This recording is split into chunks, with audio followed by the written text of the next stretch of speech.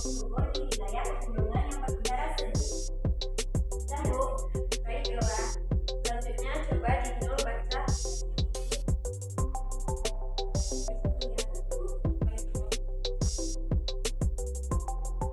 Teh merupakan salah satu tanaman yang tumbuh di daerah dengan ketinggian antara 200 sampai dengan 2000 meter di atas permukaan laut.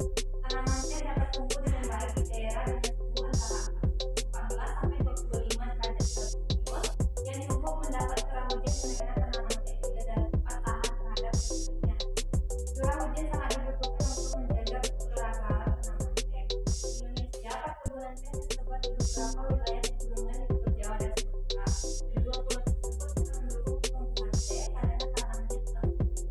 Beberapa daerah perkebunan teh di Pulau Jawa antara lain Sriwijaya dan Bogor, ada di Jawa Tengah dan Jawa Timur. Adapun perkebunan teh di Pulau Sumatera antara lain di Sumatera Utara dan Jambi.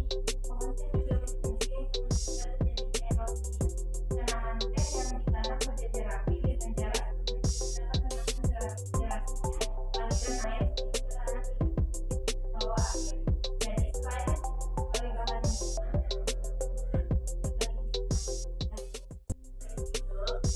setelah membaca teks tadi, Ibu akan memberikan pertanyaan mengenai teks tadi. Siapakah tokoh yang terdapat dalam cerita tadi? Siapa Yola? Ibu. Bagus ya. Jadi tokoh yang terdapat dalam sebuah cerita tadi adalah Lani. Pertanyaan selanjutnya, di mana tanaman teh dapat tumbuh dengan baik? Bu. Ya, coba jawab Dinul. Tumbuhan teh dapat tumbuh dengan baik di udara yang sejuk. Pertanyaan yang ketiga, bagaimana caranya agar tanaman teh bisa bermanfaat menahan erosi? Ya Bu, jawab Yola. Tumbuhan teh dapat mencegah erosi apabila ditanam berjejer rapi dengan jarak 1 meter. Nah, betul, pintar sekali anak-anak Ibu. Nah, sekarang anak-anak Ibu coba perhatikan gambar yang ada di depan Ibu. Gambar apakah ini? Gambar kebun teh, Bu. Betul sekali. Ini adalah gambar kebun teh. Jadi kebun teh ini tumbuh di dataran tinggi. Jenis tumbuhan yang hidup di dataran tinggi biasanya ada teh, kopi, sayur-sayuran, buah-buahan. Dan jenis pekerjaannya adalah perkebunan.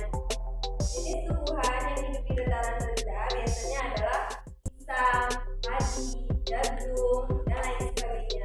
Jenis pekerjaannya adalah petani. Dan jenis tumbuhan yang tumbuh di pantai adalah bakau. Jenis pekerjaannya ada nelayan, tani garam, pemandu wisata, dan lain-lain. Nah, jadi tadi itulah tentang jenis tumbuhan yang hidup di dataran tinggi, di dataran rendah, dan di daerah pantai. Selanjutnya yaitu usaha untuk menjaga keseimbangan alam dan kelestarian sumber daya alam.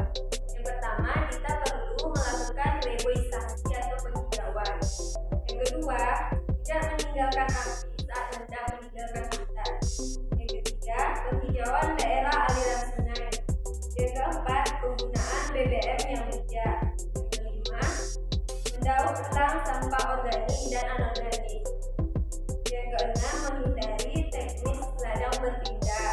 Yang ketujuh, mencegah terjadinya pencemaran air.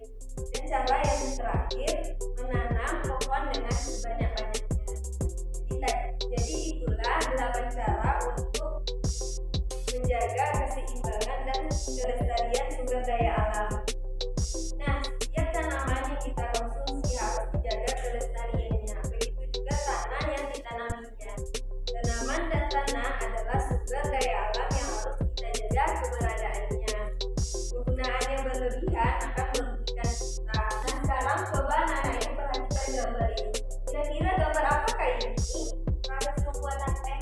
Ya, betul. Jadi ini adalah gambar tentang pengolahan teh menjadi minuman teh.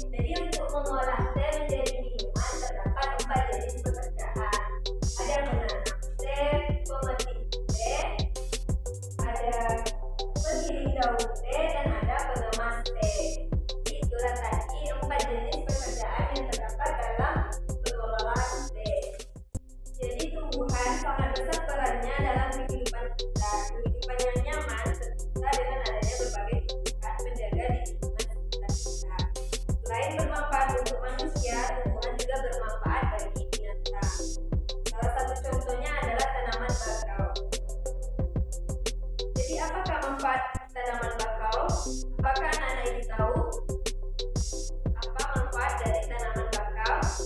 Mengurangi erosi pantai, Bu. Ya, betul sekali Dino. Jadi manfaat dari tanaman bakau yang pertama adalah melindungi pantai dari erosi dan abrasi. Adanya bakau di pesisir pantai bermanfaat untuk menjaga agar garis pantai tetap stabil dan tidak terkikis oleh ombak.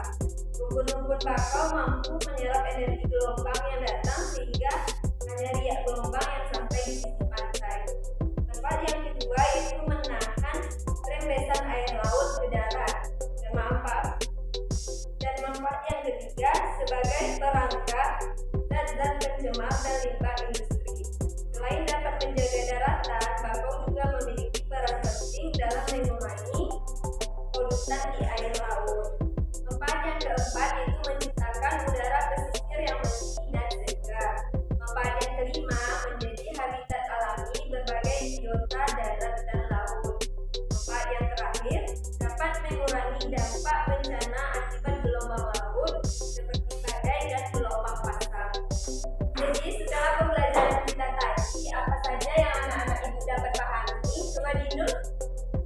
Dalam pengolahan teh ada 4 pekerjaan yang dilibatkan, yaitu petani teh, petani teh, dan pengemas teh. Ya, betul Dinul. Coba Yola, dari pembelajaran kita tadi apa saja yang Yola pahami? Ada tumbuhan yang hidup di dataran tinggi, Bu.